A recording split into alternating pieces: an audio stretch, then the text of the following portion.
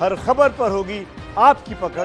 Download कीजिए ABP live app. Mumbai में शिवसेना से पंगा लेकर कंगना रनौत थोड़ी देर पहले वापस मनाली लौट गई हैं। कंगना ने मुंबई से रवाना होने से पहले ट्वीट कर शिवसेना और उद्धव सरकार पर फिर हमला किया है। तो कंगना ने शिवसेना की तुलना इस बार घड़ियाल से की और कहा कि शिवसेना लोकतंत्र का चीर हरण कर रही है। कंगना ने यह भी कहा कि उनका पीओके वाला बयान सही साबित हुआ है। ये ट्वीट है कंगना रनौत का। इस पे लिखती हैं वो, जब रक्षक ही भक्षक होने का ऐलान कर रहे हैं, घड़ियाल बन लोकतंत्र का चीर हरण कर रहे हैं, मुझे कमजोर समझकर बहुत बड़ी भूल कर रहे हैं। एक महिला को डराकर उसे नीचा दिखाकर अपनी इमेज को धूल कर रहे हैं। तो इसी खबर पर हमारे साथ मुंबई से मृत्युंजय सिंह और अंकित गुप्ता जुड़ रहे हैं। कुल मिलाकर मृत्युंजय, पहले मैं आपके पास रुख करना चाहूंगा। कंगना रनौत बनाम राउत, संजय राउत की जो लड़ाई थी वो कहीं उससे आगे निकल गई है और एक मजे हुए पॉलिटिशियन की तरह, भले ही वो पॉलिटिक्स में ना आने की बात कर रही हो, लेकिन बार बार उसी मर्म पर प्रहार कर रही हैं जहां शिवसेना को दर्द सबसे ज्यादा होता है। बिल्कुल सही कहा राजकिशोर जी। देखिए, कंगना भले ही अपने अंगने की ओर चली गई हो, लेकिन यहाँ मुंबई में वो बहुत बड़ा मुद्दा, बहुत बड़ा विवाद छोड़कर गई हैं और एक ऐसा मुद्दा छोड़कर गई है जो आने वाले कई महीनों तक, कई समय तक ये मुद्दा इसको हमेशा हाईलाइट होता रहेगा। समय समय पर ये बात सामने आती रहेगी और कहीं न कहीं पक्ष और विपक्ष की जब लड़ाई होगी तो ये मुद्दा एक हावी होकर सामने आएगा और इस पर कंगना भी चुप नहीं बैठने वाली है। कंगना भी ट्वीट करती रही हैं। आज मुंबई रवाना होने के बाद उन्होंने एयरपोर्ट से ही एक ट्वीट कर दिया और निश्चित तौर पर मंडी पहुंचेंगी जब अपने घर पर मनाली, तो वहां भी संभवतः वो अपना वीडियो के जरिए संदेश दे सकती हैं। लेकिन अगर मैं बात करूं थोड़ा सा राजनीतिक पहलू की, तो आपको बता दूं कि शिवसेना इस पर अब चुप्पी साधने वाली है।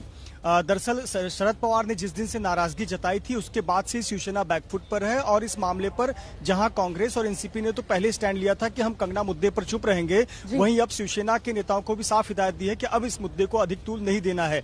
इसलिए आपने ध्यान दिया होगा कि कल महाराष्ट्र के मुख्यमंत्री उद्धव ठाकरे ने कंगना रनौत का, तो ये तो ऐसा लग रहा है कि ऐलान करके गई है कि मामले को छोड़ेंगे नहीं, ठंडा नहीं होने देंगी, ट्वीट से ही सही मामला गर्म रखेंगे।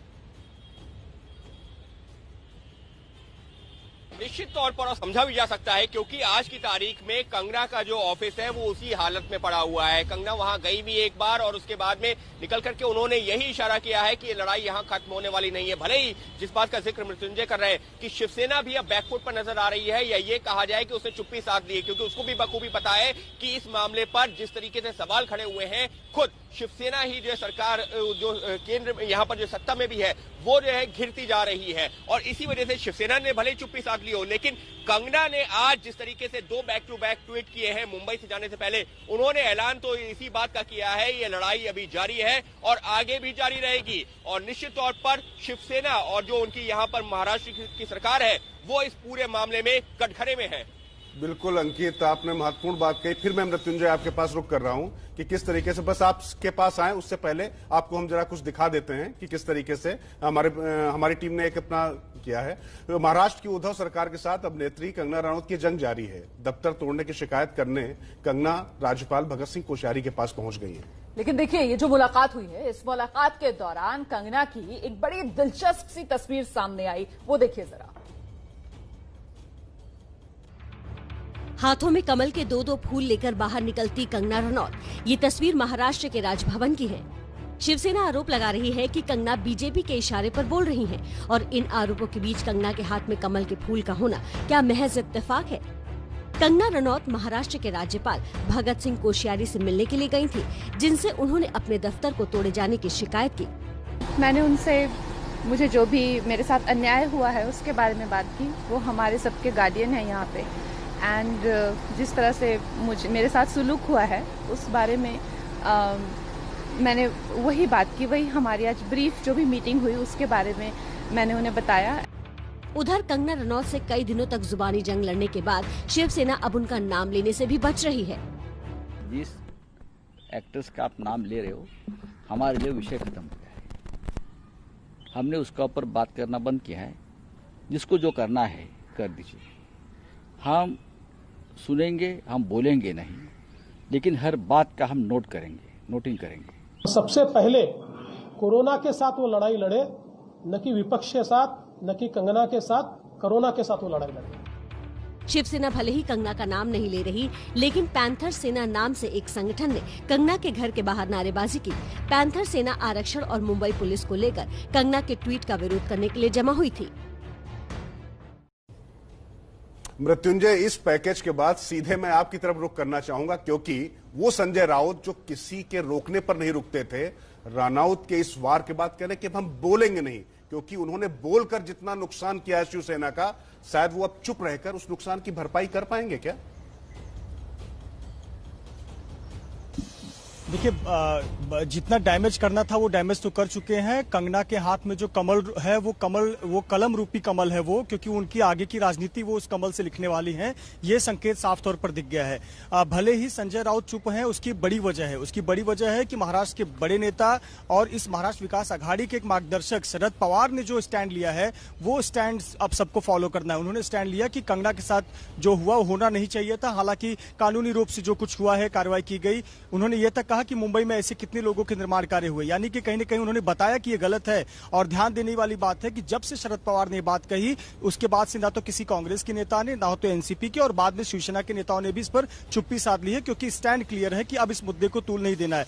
आपको याद होगा कि जब ये घर पर तोड़क कार्रवाई हुई थी, दूसरे दिन जो सामना का अखबार है, मुखपत्र, उसकी जो हेडलाइन थी वो किस प्रकार थी? तो ये आपत्तिजनक हेडलाइन, आपत्तिजनक शब्दों का उपयोग किया गया और अब डैमेज कंट्रोल की कोशिश। हालांकि जो होना था वो हो गया, ये इतिहास के पन्नों में दर्ज हो गया। आने वाले दिनों में जब भी चर्चा होगी, जब भी राजनीति की बात होगी, पक्ष विपक्ष में घमासान होगा, ये कंगना का मुद्दा हमेशा चर्चित होगा। और कंगना खुद जो कमल लेकर निकली है राजभवन से, वो कमल को कलम में बदलकर अपनी राजनीति, मिसाल ये दी जाएगी कि एक अकेली कंगना रनौत ने पूरी महाविकास आघाड़ी सरकार को पीछे धकेल दिया, बैकफुट पर ला दिया। देखिए, कंगना रनौत और महाराष्ट्र सरकार की तनातनी के बीच सूरत के कपड़ा व्यापारियों ने कंगना के समर्थन में एक अनोखे तरीके से प्रदर्शन किया। बिल्कुल रोमाना, और उन्होंने साड़ियों पर कंगना की तस्वीर लगाकर कंगना को समर्थन दिया है। आप भी देखिए तस्वीरें।